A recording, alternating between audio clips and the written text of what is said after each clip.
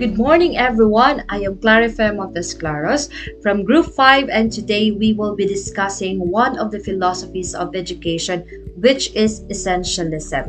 But before we begin, let us first have this warm up activity. This is just very simple.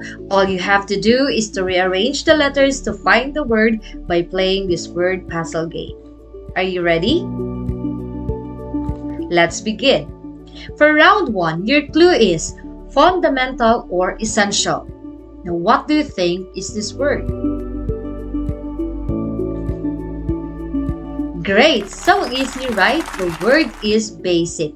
Basic means fundamental or essential. Just like the basic needs of human beings are food, shelter, and clothing. Also, the basic needs of learners are cognitive, psychomotor, and affective learning. Now, let's proceed to round 2. Your clue is the key proponent of essentialism. What is your answer? Exactly! I'm pretty sure that Bagley is one of the most famous names we kept on memorizing during our college days, right? With all those isms, and quite not sure if I can still recall them all. So, college life rocks. Really rocks. Okay, thank you so much, and I hope that somehow you warm up yourselves because today we will be dealing with the different educational philosophies, and we group 5 are going to discuss this essentialism. Now, what is essentialism? What comes into your mind when you hear or see this word essentialism? Okay, so essentialism is the educational philosophy of teaching basic skills. This philosophy advocates training the mind. Also, it is an approach assuming that people and things have natural and essential common characteristics which are inherent, innate, and unchanging. Essentialism asserts that certain basic ideas, skills, and bodies of knowledge over the course of history have proved essential to human culture and civilization and need to be transmitted to an oncoming generation. That is according to Gothic 2014. Now, essentialism considers that all humans are intelligent and are capable of learning, but they want education to happen at the school in a systematic way for a definite goal. Now, essentialism finds its root in the philosophies of idealism and realism. The educational approach in these philosophies is to prepare students to become good citizens through rational thinking and intellectual development. Idealism and realism attach great value to cultural heritage, classical works, and dominant customs, and great importance to study of human and scientific disciplines. Now, the essentialism educational philosophy focuses on two core principles. First, what is essential to learn is less than what is important to know. Second, the mastery of essentials is more important than the pursuit of knowledge. So these core principles imply the importance of knowing things and acquiring mastery. Now, essentialist educators focus on transmitting a series of progressively difficult topics and promoting students to the next level or grade. Also, subjects are focused on the historical context of the material world and culture and move sequentially to give a solid understanding of the present day. Also, essentialism is a philosophy of education that focuses on the essentials, the most important parts of learning. Its goal is to teach students what they need to know in order to advance in life and be successful. Essentialism believes that teaching too many things can interfere with each other and make it difficult for children to identify what's truly essential. Now, this philosophy stresses core knowledge on reading, mathematics, writing, science, history, language, and technology through lecturing, memorization, repetition, practice, and assessment. And that would be all for the overview of what is essentialism. And now Sir Gerald will also discuss the history of essentialism.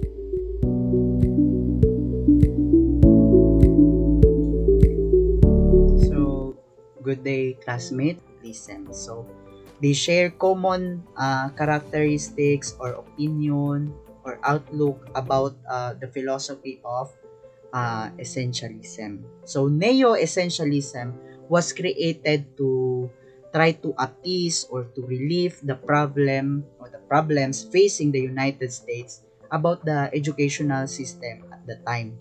So, the most notable change within the school of thought is that it called for the creation of the new discipline which we called computer science. So computer science began to establish as a distinct academic discipline in the 1950s and early 1960s. It is the study of algorithmic processes, computational machines, and computation itself. So they want to reform the educational system of the United States. So that is the purpose or the agenda of the neo-essentialism. Throughout the career of Bagley, he argued against the conservative position that teachers were not in need of special training for their work. So this is the history of the essentialism.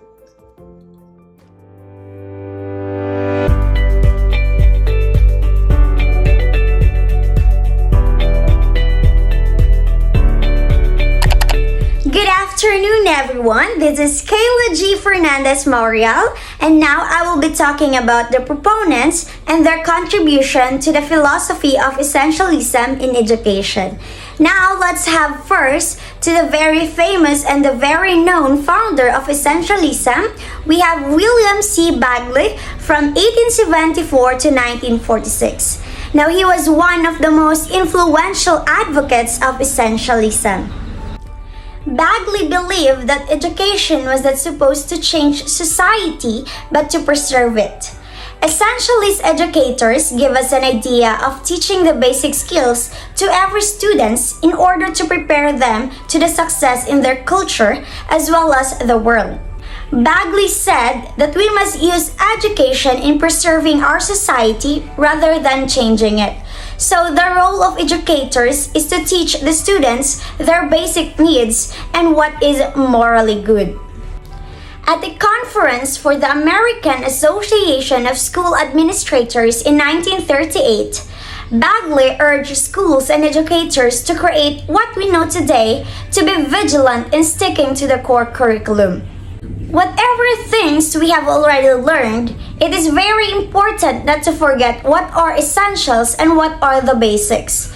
He stresses the importance of the core knowledge in writing, reading, math, science and technology, and foreign language through the traditional lecturing, memorization, repetition, practice, and assessments. In addition to Bagley's influence, four other occurrences have since revitalized the essentialism movement by mandating the global competition. The first was the launching of Sputnik by the Soviet Union in 1957. Next, a report titled A Nation at Risk was issued by the National Commission on Excellence in Education under the Reagan administration in 1983. The report claimed that our society was being eroded by a rising tide of mediocrity that threatens our very future as a nation and a people, and blamed a lack of the basic essentials in education, math, reading, writing, science, and technology. We also have Edward Hirsch from 1928 to the present. Now he was founder and chairman of Core Knowledge Foundation and advocate of the Back to Basic movement. It is very important to learn the basic skills because it is our foundation. It It will easily for us to gain more knowledge or learnings if we already knew what are the basic, because Hirsch believed learning builds on learning. The more person knows, the more a person can learn.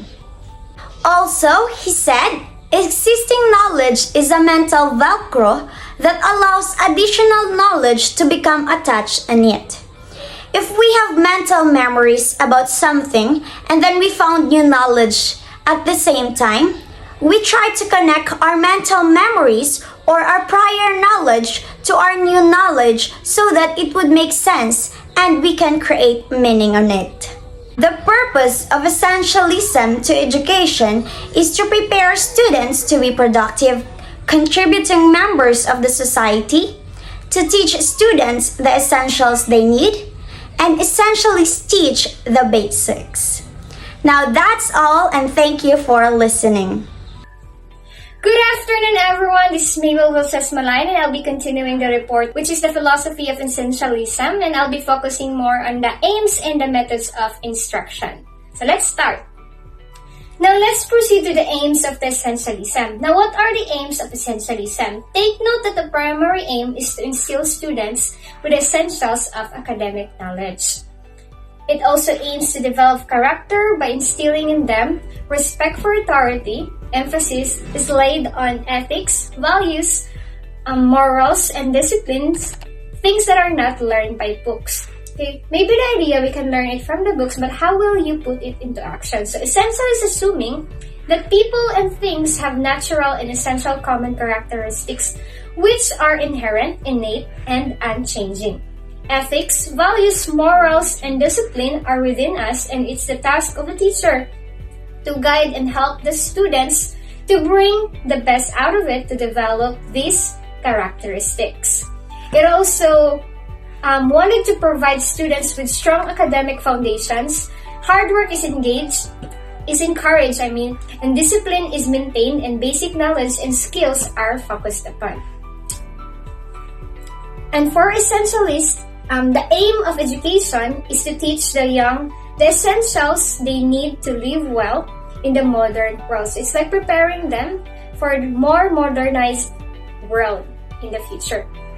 So let's proceed to the curriculum of essentialism. The curriculum of essentialism always promotes the importance of 4 hours curriculum, which is the reading, writing, arithmetic, and right conduct.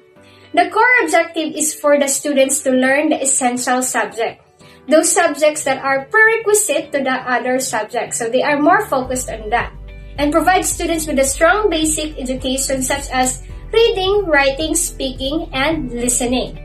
Specifically in the elementary years, which is considered as very crucial because those years, doon pa lang naman sila magsisimulang how to read, how to write, how to speak, and of course, it is always the task of the teacher on how to make those things happen. Since a student will just keep on receiving the information or what the teacher teaching them. So as a teacher, it's up to you how will you make the lesson interesting and more engaging to them. How will you make that certain child listen to the lesson? Instill moral values and ethics is also important. So aside from academic knowledge, essentialism also instill to the students the moral values and ethics, proving them to become educated and good human beings. Of course, essentialist school mission is intellectual training. Why intellectual training? Because the lesson involves thinking and reasoning rather than hands-on learning. That's why it is intellectual training. Systematic study of mathematics, natural science, history, foreign language, and literature are focused because those are the basic. Use of mother tongue for instruction. Of course, this is to preserve cultural heritage, mother tongue use for instructions to pass the culture to the next generation.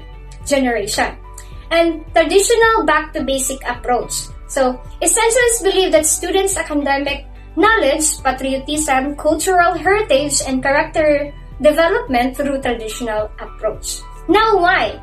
Why would they choose traditional approach? To promote reasoning and train the mind. They also, so the non-academic subjects are given low priority, so they are more really focused on academic. Now, who will decide what is essential to the learners? Essentialism is teacher-centered, meaning to say teacher plays an important role under the philosophy of essentialism. Teachers are the fountain of knowledge, paragon of virtues. So here in the philosophy of essentialism, teachers determine what is essential the students to learn without considering their interests, learning styles, and backgrounds. The teacher also teaches discipline and hard work. The teacher is an expert of content knowledge, and of course, teachers guide the students by using strictly external discipline with fair, consistent consequences. And of course, the teacher is accountable for students' learning since they are the one who will guide them and they are the source of all the information. Now, we have here the methods of instruction. It stresses the role of the teacher as the primary focus. A teacher is considered the most important source for transferring knowledge. The teacher is responsible for instilling respect for authority and for guiding the student towards a better future. Essentialism emphasizes the significance of curriculum, which means that all subjects must be studied by the students regardless of the interest factor, as they might prove beneficial in the future.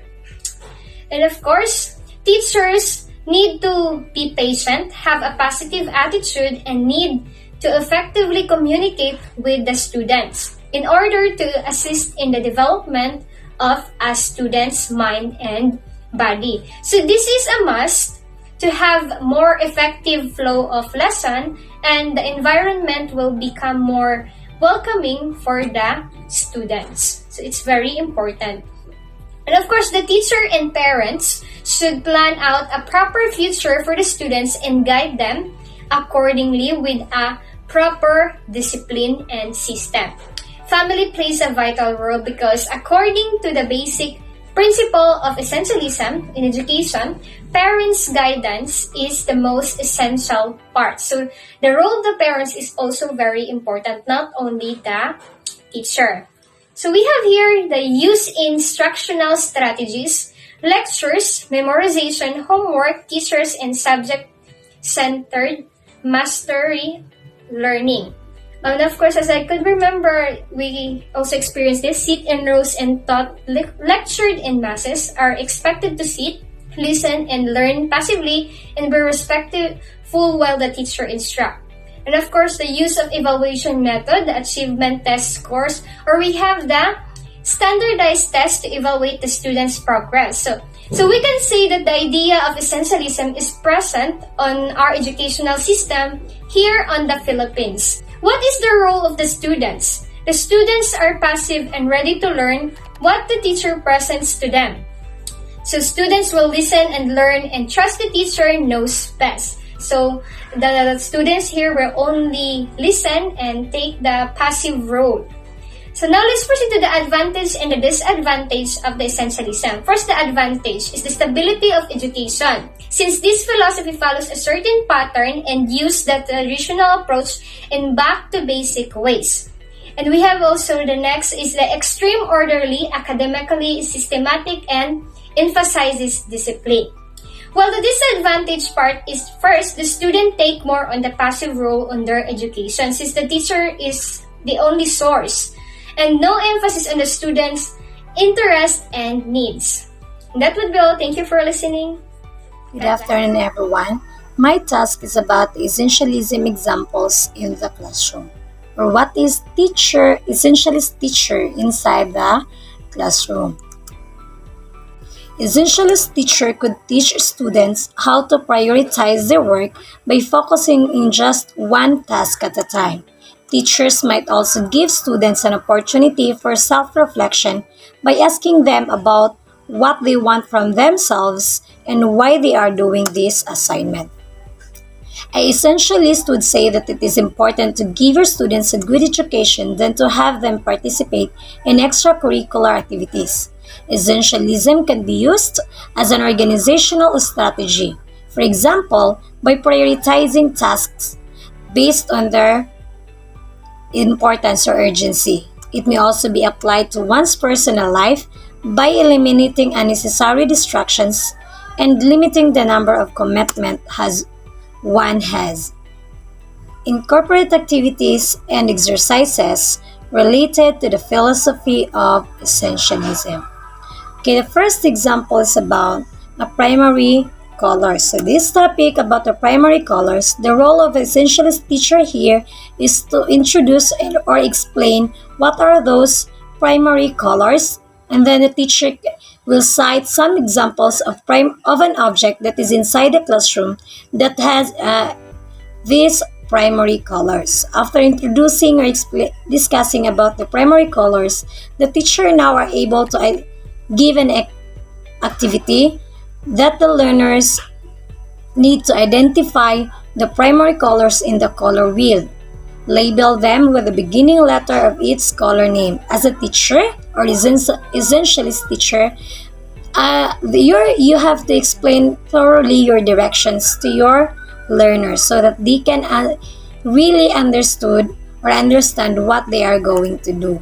So after the given time of their task, the teacher now will present the correct answer, the color wheel with the answers. We have here the color red labeled with the capital letter R, the color blue labeled with the capital letter B, and color yellow labeled with capital letter Y. Then another example here, learning activities is skip counting by 2, a subject about mathematics.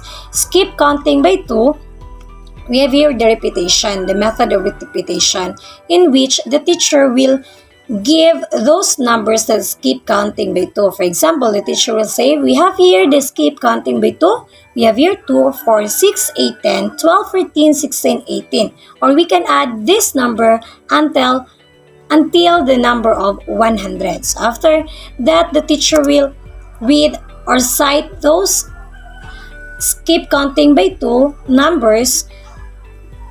She will now ask the learners to read after her those numbers skip counting by 2.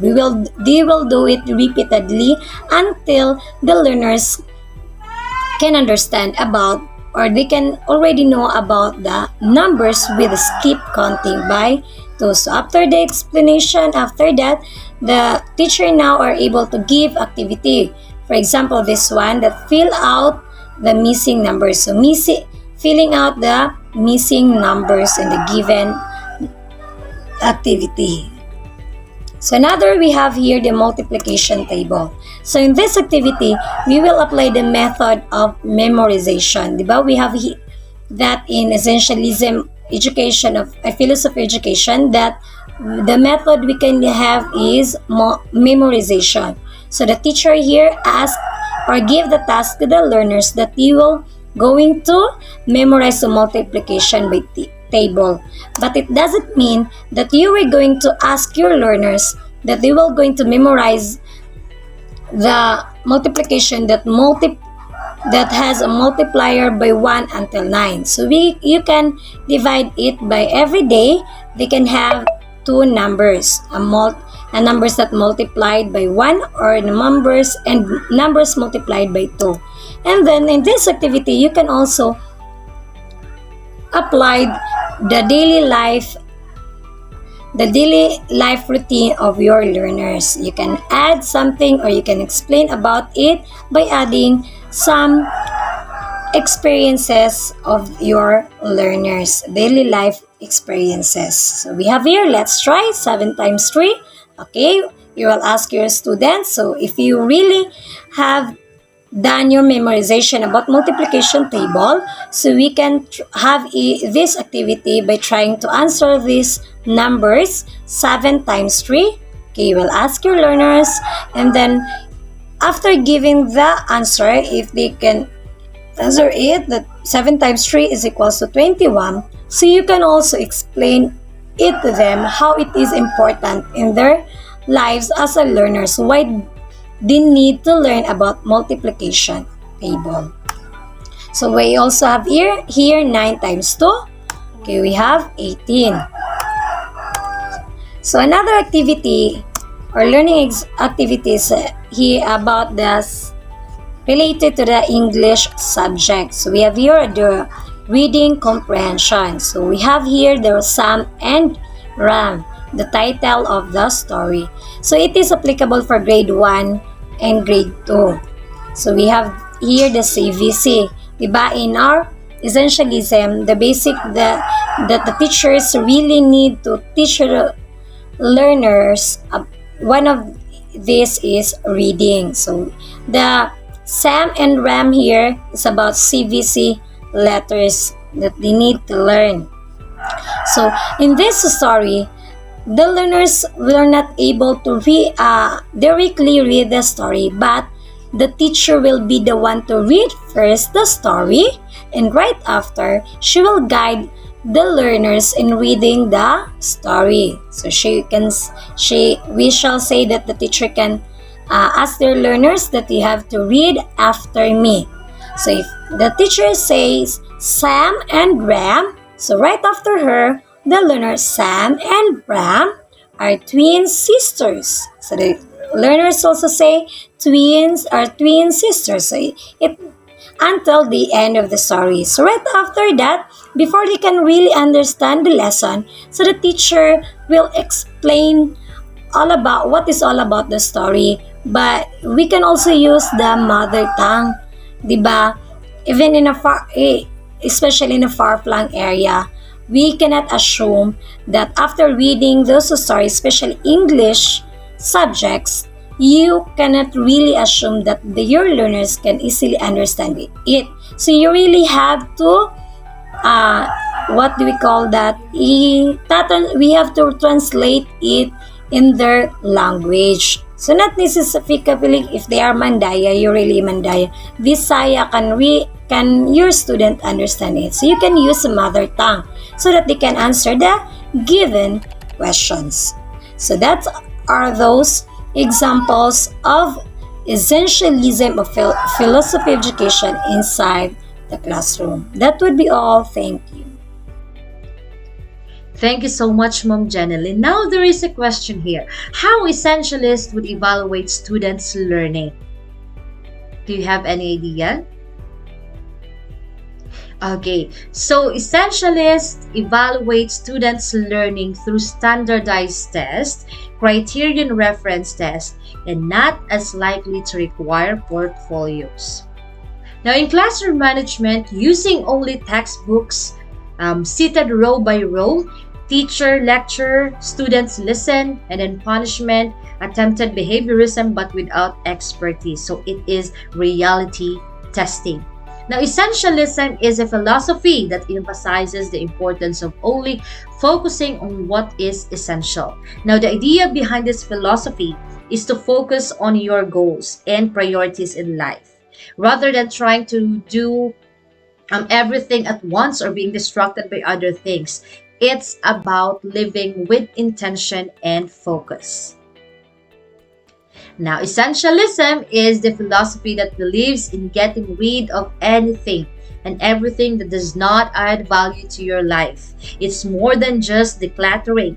It's about focusing on what matters most, and it helps you live a more meaningful life. So you can't do this without first identifying what you want out of life, which means reflecting on the important things.